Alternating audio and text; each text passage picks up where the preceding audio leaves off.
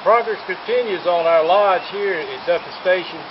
We are starting to lay out now for the L side of our lodge building.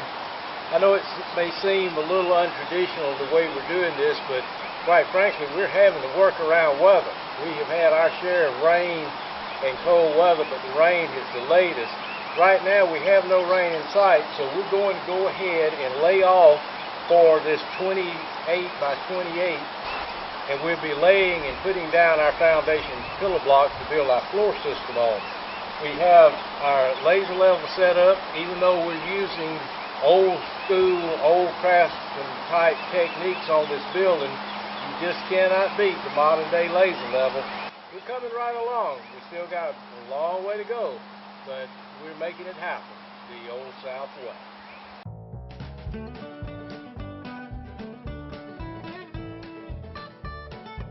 Here you are today mixing up mortar mix.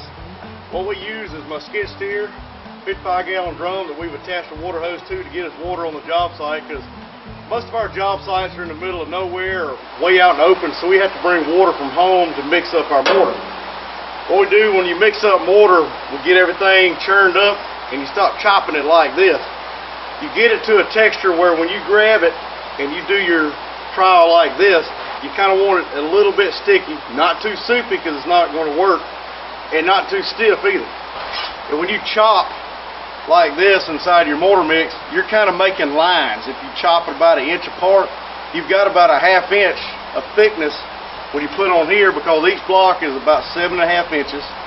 So when you put a 1/2 inch of mortar, that gives you 8 inches. So when we measure in the ground to dig down, we're doing it by multiples of 8 with a 4-inch cap block. Notice right over here on this one, see how deep it is in the ground?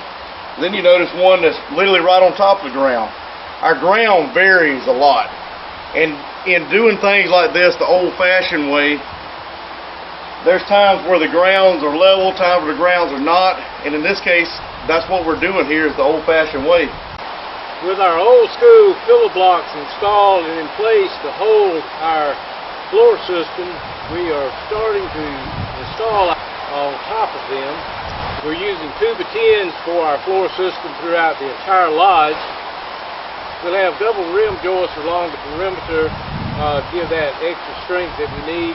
Main thing on a floor system is you don't want it to move. I was saying, when we pulled our tape from one side to the other, we were exactly where we're supposed to be in square. To maintain a square, a simple 2x4 screwed down like this holds everything in place as we continue to put down our floor joint system.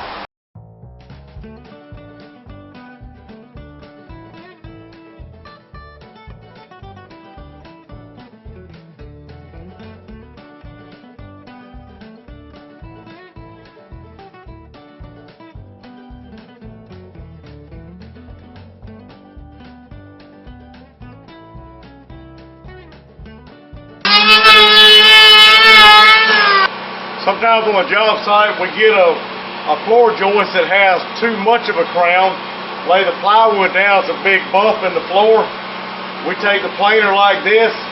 This is a Grizzly planer, and we're planing down just enough off the top to make everything level.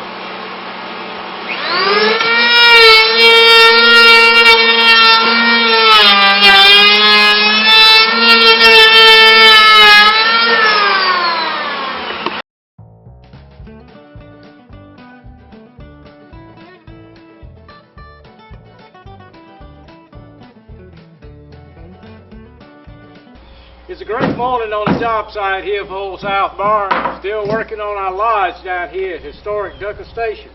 What we're doing this morning is we're putting down our underlayment, our MT Top Notch 350.